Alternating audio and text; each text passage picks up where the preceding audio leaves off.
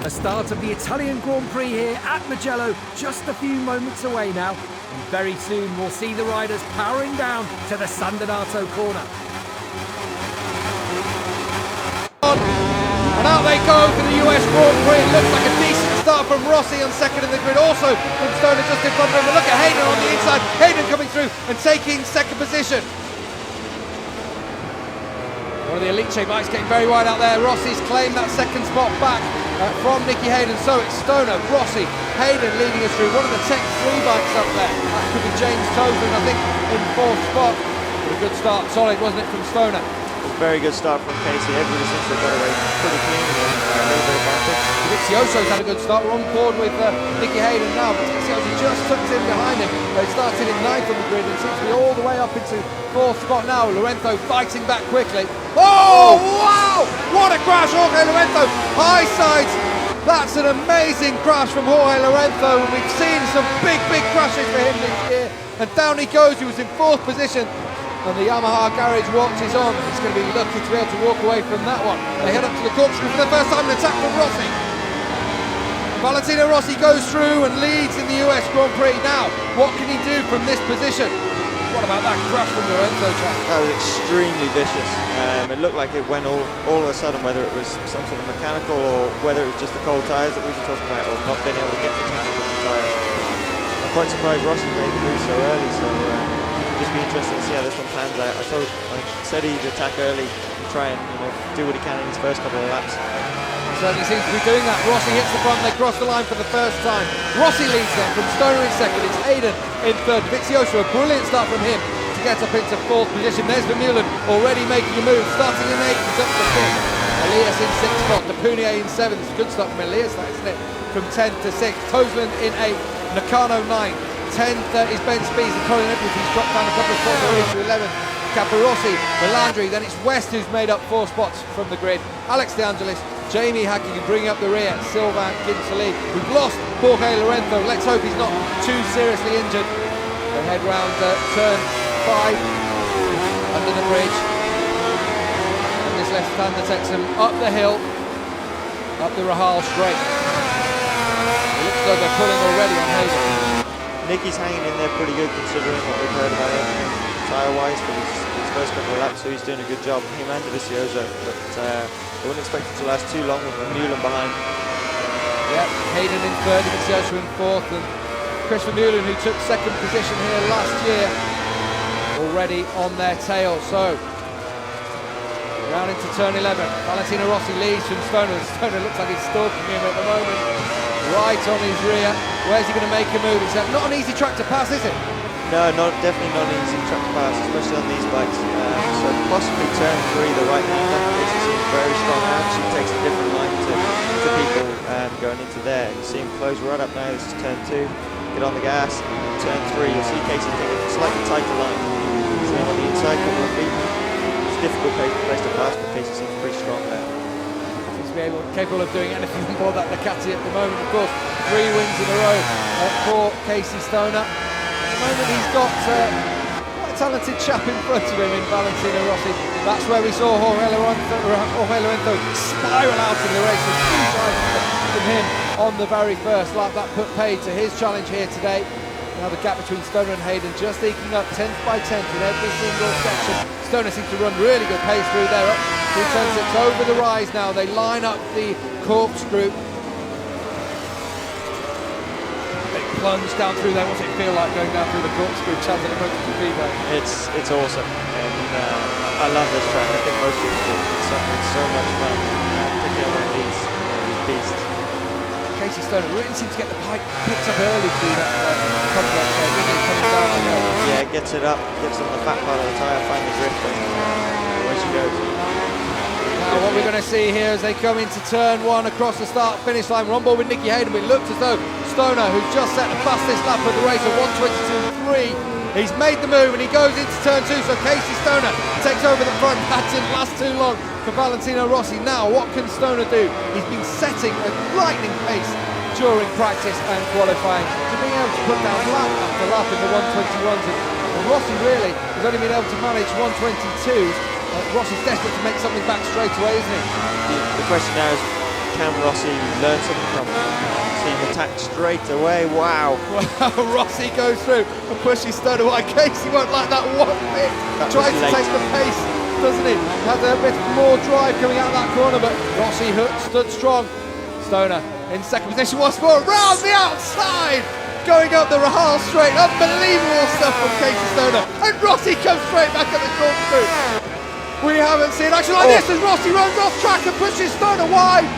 What amazing stuff here. Valentino Rossi, Casey Stoner duking out, they're doing so in the championship, and Stoner almost tries to go around the outside at turn 10. This is unbelievable stuff. Oh, that was an amazing series of corners there. It looks to me like Rossi doesn't want to give Casey any sort of a lead whatsoever. He knows he's got the pace. But if Rossi gets in front, behind Casey, then can he learn anything behind him and hang him? They can see Rossi took a tighter line this time, and Stoner goes round the outside. Certainly stronger, isn't he? Coming out of that final corner, going down to turn 2. He's getting the drive. Casey's looking aggressive as well. I don't think he took too kindly to that move, and we're going to see a hot lap here. Mike, that was unbelievable actually. He said all the drama has gone out of MotoGP. That was a fabulous piece of MotoGP racing, but there's still 27.5 laps remaining in this race. Anything could happen. Stoner leads for Valentino Rossi. Same move again. Going to make it one more time up turn 5 and goes through, but will Stoner have the drive coming out of it? He just seems to have the edge there, doesn't he? Everybody knows how well the Yamaha handles, and looks like Casey's match for him at the minute. Great stuff at the front in MotoGP. Valentino Rossi leading the way this time as they go down through the corkscrew from left to right, flick the bike over, then down through the rainy curve. That's such an elevation change as well, isn't there? Really pushing on the front end as they go down through there. It's a huge elevation change. Just see Casey chopping a little bit there. I think Rossi knows, like with Casey's pace, if he lets him get ahead, then there's a very slim chance he's going to be able to bang it back. So he's doing what he can to stay in front and just hanging on by his nails. Just looking at the battle for third, Nicky Hayden's there, but Vermeulen has made it past Vizioso, and now he's on Nicky Hayden's rear tyre. Hayden's 3.3 seconds behind Casey Stoner. Valentino Rossi just set the fastest lap of the race, and that's one of his fastest laps of the weekend on race sides, a 1:22.046 for Valentino Rossi. I'm sure Stoner will just sit for a while, just have a watch of him, see where he can have the edge over Rossi, just study him. That's probably the best way, isn't it? Yeah, maybe it's the best thing to sit back. Rossi's obviously not going to surrender this one too easy, so he's giving it a damn good go. This is a really good race. So, 26.5 laps remaining. This was the move from Valentino Rossi, really throwing it up on the inside of the course. So lucky to stay on the bike there, wasn't it? So lucky to stay on the bike and not to collect Casey on the exit of the corkscrew also. Head up to the corkscrew, no shenanigans this time as they go through there. Down they plunge one more time. Such a fabulous place to watch MotoGP racing. If you do ever get over to Laguna Seca, make sure you find yourself sometime in that corner. Take a slide step out there from the gates coming down to the church. A lot more solid in practice through there. Just looks like he's spinning up a bit. Maybe he might have gone with something a step harder and just waiting for it to really come in. Not too worried at the moment, do they, in the factory Ducati squad? Rossi leading from Casey Stoner, and Stoner's actually just set the fastest lap of the race, so he's still running a fairly decent pace. Now watch out for Chris Vermeulen.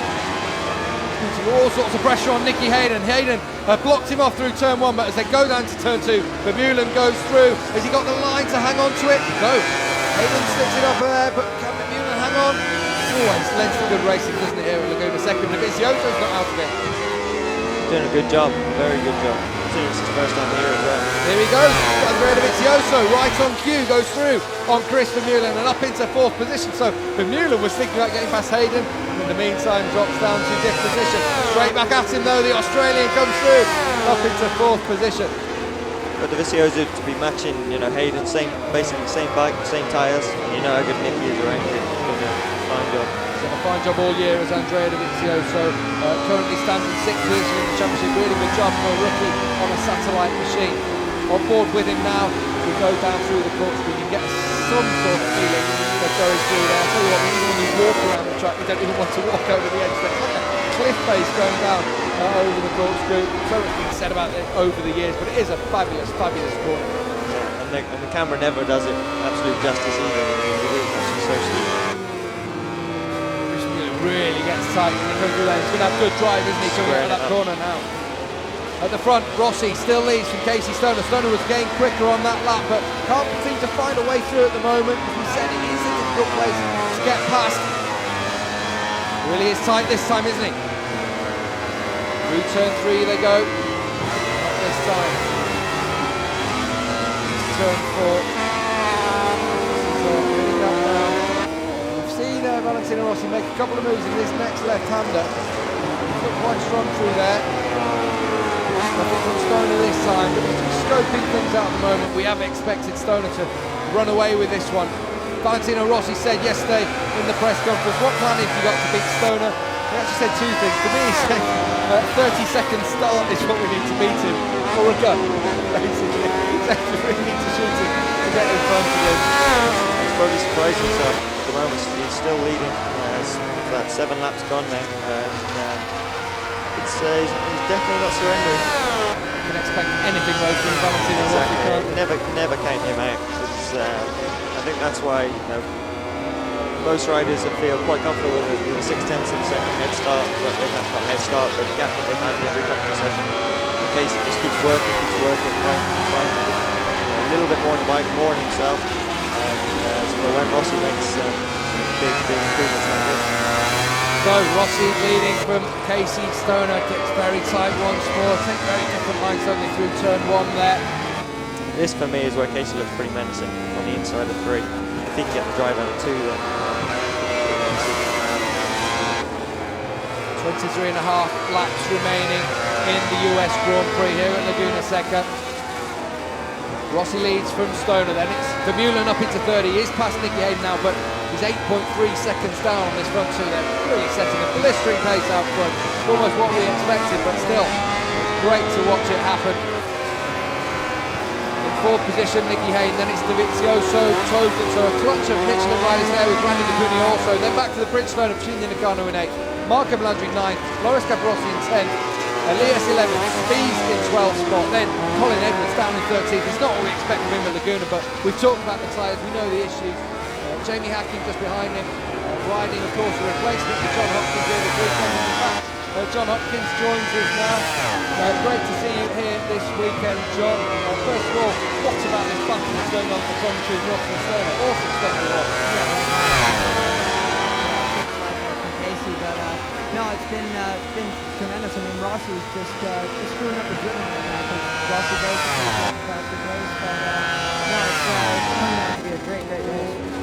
What about riding at Laguna Seca? It must be such a disappointment to miss out. It's a fabulous event, isn't it? Yeah, definitely. I mean, being from California, this is my home Grand Prix, so it's a shame that I'm not here, but just recuperating and getting better. But I mean, it's a shame. It's a great track, great facility, and the fans are always really good here. Circuit record with a 1:21.8 pulverised. 7 tenths of a second quicker. John, tell us about your injury at the moment. How's that improving? Yeah, it's getting a lot better. I mean, I had to have the meniscus part of it repaired, and then the bolt and crazy force put in my ankle, but I'm expected to be back at full now. Let's hope back up runner, of course. Former teammate of John Hopkins on board with Christmas Bermuda now is running in 3rd spot. Someone running wide on the front, that's Marco Melandri, yeah. Melandri's had some real trouble this year, and more of them coming here at Laguna Seca. He was up in about 9th position, Marco Melandri, and Stoner just going through at turn 11. Not this time. He really is making himself as wide as possible around this circuit. Yeah, definitely. I mean, they're going into turn 5. He's just really strong on the brakes. The Yamaha's really getting in there really well. This time either coming over turn 1, different line every single time to the bird, really duking it out at the front, round turn 2, then into turn 3. This is where Chaz has pointed out towards Casey, very fast, very quick through there, really dangerous, but to hold on to things. This really has to be his only tactic in this race, isn't it? We've all seen how good Casey's been in the weekend. Yeah, definitely. Every time Casey gets behind, he's just got to shove his way back forward. Ahead now. Up to turn 6, up the hill. Funny corner that one, isn't it? Yeah, definitely. It's a wide corner. And, no, I've been playing a lot of MotoGP games, but no, it's a weird corner, definitely. It's gained a bump as well, which is some car racing. On the exit of the little dip going up the hill, it's gained one quite big bump on the exit where you just quite slowed up.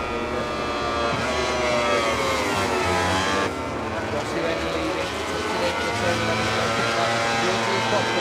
the gas down. Tom Cruise still down in pit lane, still enjoying the racing here as component now having a look again around the outside. Under 21 laps remaining in this race. On board now with Casey Stoner.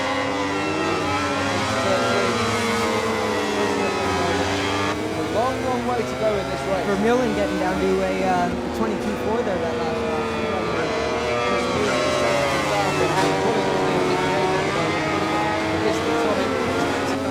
It's a shame he's been able to maybe start further up front, but he would have been had the pace and so to stick there. Setting that right that's awesome. Yeah, the tires are definitely coming up to temperature. A lot of the people the time getting the tires up to temperature is really hard to get. So, no, the tires should be warmed up, ready to go.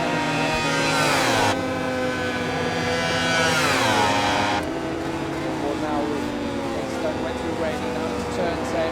So Alex De Angelis missed the crash yesterday, broke his thumb in there as well. De Angelis running down in 16th position. Very, very well. Yeah, definitely. I mean, his form was really, really good in the driving.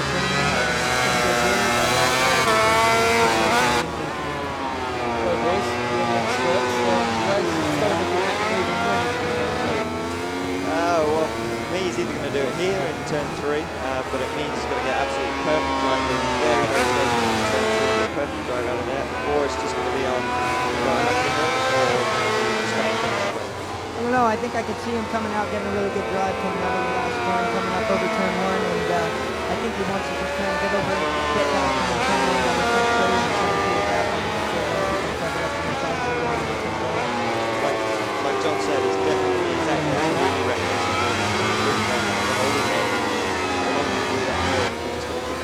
But in saying that, Rossi, I haven't seen him do consistent 21.9s or 22.0s all weekend, so it looks like he's next up. Battling is out in fourth place. Hayden, of course, would be desperate to be on the podium. He's won here in 2005.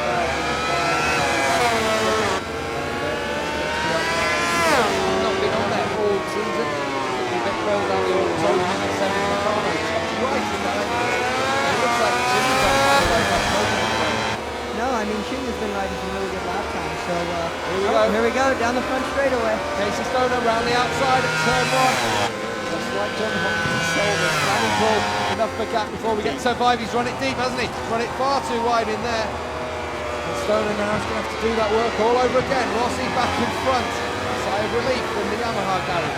But we saw the plan there, didn't we, from Casey Stoner? He's got to get back in the groove. Way back towards Valentino Rossi. They could see. Couldn't bring it quite across. Yeah, it looks a little bit slick out there. Yeah, he's lost good chunk of time. So the gap opens up to 0.9 of a second between Rossi and Stoner. Can Stoner fight back? Not even at halfway points in this race. It's such a short lap here. So 3.6 kilometres, 2.243 miles. You see the gap was at nothing. In fact, Stoner was leading. That's at 0.9. They go down through the punch group into the rain. So pretty much the same, but I'm sure in the next couple we'll really see if anything's changed. It's interesting to see where Rossi's at now. I think he made a big mistake, and he's just trying to ride and kind of break through the confidence. That's always Master tactician, isn't he, Valentino Rossi? We've seen him do it over the years, how he plays, tries and plays with the other riders like Max Biaggi, like Sete Gibernau in the past, puts as much pressure on from any way he can. With other riders, he sort of did it from behind him. He's taken a different tactic, hasn't he? Go out in front of him, and as you say, upset his rhythm. So the gap was across the top, down to 0.6, so clearly is not going to be dropped by Valentino Rossi. I think we'll all be surprised if that were to happen. New turns 3 and 4, it's a little bit tighter. 5 one more time. Valentino Rossi. Comfortable, isn't it? Yeah, really smooth. And these guys definitely don't look like they're not the pace of the line. It's really